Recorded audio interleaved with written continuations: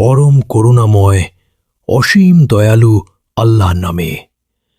আল্লাহর শান্তি, রহমত ও বরকত আপনাদের উপর বর্ষিত হোক। প্রিয় দর্শকবৃন্দ, আমি এমডি ইমন টিমের পক্ষ থেকে আপনাদের সাথে কথা বলছি। আজ আমি এমন একটি বিষয় নিয়ে আলোচনা করব যা হয়তো অনেককে বিচলিত করতে পারে, কিন্তু সত্য তো সত্যই, এবং তা গোপন করলে তা বাতিল হয়ে যায় না। আজ আমাদের আলোচনার বিষয় হল সিগারেট এবং বিড়ি কি সত্যি হালাল? কিছু আলেম এবং কিছু অংশগ্রহণকারী মজলিসে দাঁড়িয়ে বিড়ি ও সিগারেট সেবনকে হালাল বলে ঘোষণা করেন। তারা কেন এমন বলেন? সম্ভবত পরিষদ কমিটি তাদের এই ফতোয়া জারি করতে বলেছে, অথবা তারা বিড়ি কোম্পানিগুলোর পৃষ্ঠপোষকতা পায়, কিংবা তারা টাকার জন্য মানুষের জীবন নিয়ে ছিনিমিনি খেলছে। এটাই কি ইসলাম? এটা কি কোনো আলেমের কাজ?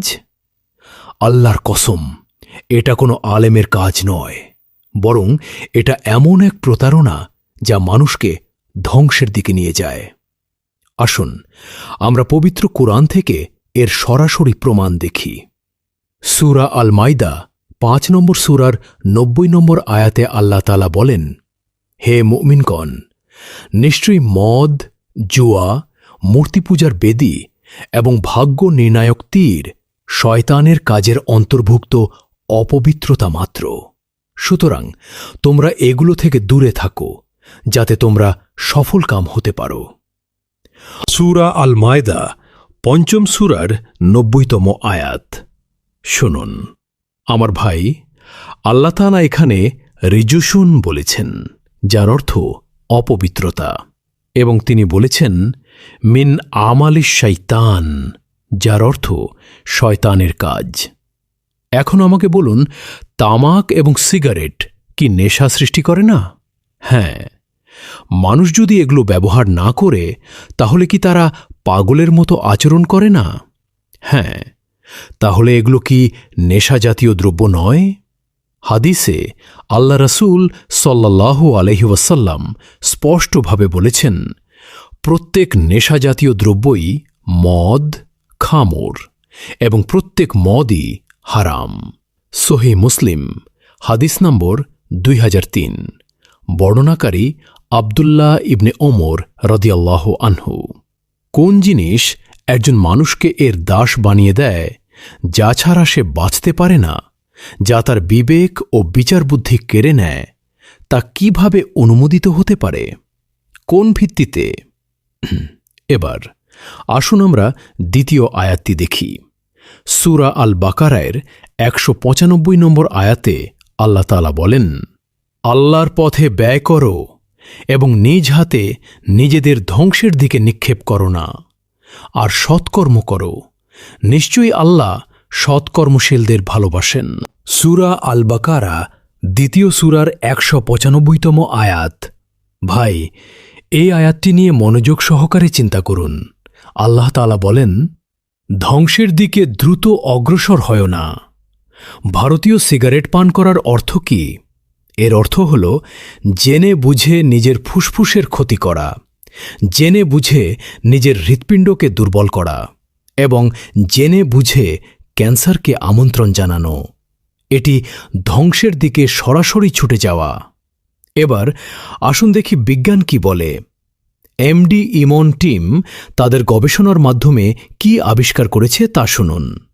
প্রথমত, ফুসফুসের ক্ষতি। বিধির ধোঁয়ায় নিকোটিন, টার এবং কার্বন মনোক্সাইড থাকে। এই পদার্থগুলো সরাসরি ফুসফুসে জমা হয়। ফুসফুসের cancer, chronic obstructive pulmonary disease COPD এবং ব্র্যাঙ্কাইটিস, এইসব মারাত্মক রোগের প্রধান কারণ হল ধূমপান। দ্বিতীয়ত, হৃদরোগ। ধূমপানের ফলে রক্তনালী সংকুচিত হয় এবং উচ্চ রক্তচাপ দেখা দেয়, যা থেকে হার্ট অ্যাটাক, স্ট্রোক এবং পক্ষাঘাত হতে পারে। তৃতীয়ত, মুখ ও গলার ক্যান্সার। তামাকের ধোঁয়া সরাসরি মুখ ও গলাকে প্রভাবিত করে। জিহ্বার ক্যান্সার, গলার ক্যান্সার এবং খাদ্যনালীর ক্যান্সার, এগুলো সিগারেটের ক্ষতিকর প্রভাব। চতুর্থত, পাকস্থলীর ক্ষতি। অ্যাসিডিটি বাড়ে, আলসার তৈরি হয় এবং লিভার ক্যান্সার হতে পারে। পঞ্চমত, দৃষ্টিশক্তি দুর্বল হয়ে যায়, হাড় ক্ষয় হয়, ত্বকে বলিরেখা দেখা দেয় এবং প্রজনন ক্ষমতা কমে যায়। জেনে রাখুন, এই ক্ষতি শুধু ধূমপায়ের মধ্যেই সীমাবদ্ধ নয়, বরং তার আশেপাশের মানুষদেরও প্রভাবিত করে। তার স্ত্রী, সন্তান এবং পরিবারের সদস্যরা সকলেই পরোক্ষ ধূমপানের শিকার। পরোক্ষ ধূমপানের কারণে শিশুদের ফুসফুস ক্ষতিগ্রস্ত হয়। একজন দায়িত্বশীল মুসলিম কি এমনটাই করে? এখন আসুন আরেকটি গুরুত্বপূর্ণ দিক নিয়ে আলোচনা করা যাক, অর্থের অপচয়। সূরা আল ইসরার ২৭ নম্বর আয়াতে আল্লাহ তাআলা বলেন, নিশ্চয়ই অপচয়কারীরা শয়তানের ভাই, আর শয়তান তার প্রতিপালকের প্রতি অত্যন্ত অকৃতজ্ঞ। সূরা আল ইসরা ১৭তম সূরার ২৭ নম্বর আয়াত শুনলেন, হে শয়তানের ভাইয়েরা, তোমরা ঘাম ও পরিশ্রমে অর্থ উপার্জন করো আর তারপর তা তুচ্ছ বিষয়ে খরচ করে ফেলো। তোমরা প্রতিদিন ৫০ টাকা, তারপর ১০০ টাকা অপচয় করো। মাসের শেষে ৩,০০০ টাকা, বছরের শেষে ৩৬,০০০ টাকা। এই টাকা দিয়ে একটি গরিব পরিবারকে ১ বছর খাওয়ানো যেত, কিন্তু তোমরা তা বাতাসে মিলিয়ে যেতে দিলে। বিচার দিবসে আল্লাহ তোমাদের জিজ্ঞাসা করবেন, তোমরা তোমাদের টাকা কোথায় খরচ করেছ? তখন তোমরা কি উত্তর দেবে? কিছু লোক বলে, ভাই, যখন আমি মানসিক চাপে থাকি তখন আমি সিগারেট খাই আর এতে আমি শান্ত হয়ে যাই। এটি একটি ভুল ধারণা। এটি নিকোটিনের কারণে সৃষ্ট একটি বিভ্রম। ডাক্তাররা প্রমাণ করেছেন যে সিগারেট মানসিক চাপ কমায় না, বরং দীর্ঘমেয়াদে এগুলো উদ্বেগ ও বিষণ্ণতা বাড়িয়ে দেয়। আল্লাহ তাআলা সূরা আর-রাদের ২৮ নম্বর আয়াতে বলেন, যারা ঈমান এনেছে এবং আল্লাহর স্মরণে যাদের অন্তর প্রশান্ত হয়, জেনে রাখো, আল্লাহর স্মরণেই অন্তরসমূহ প্রশান্তি লাভ করে।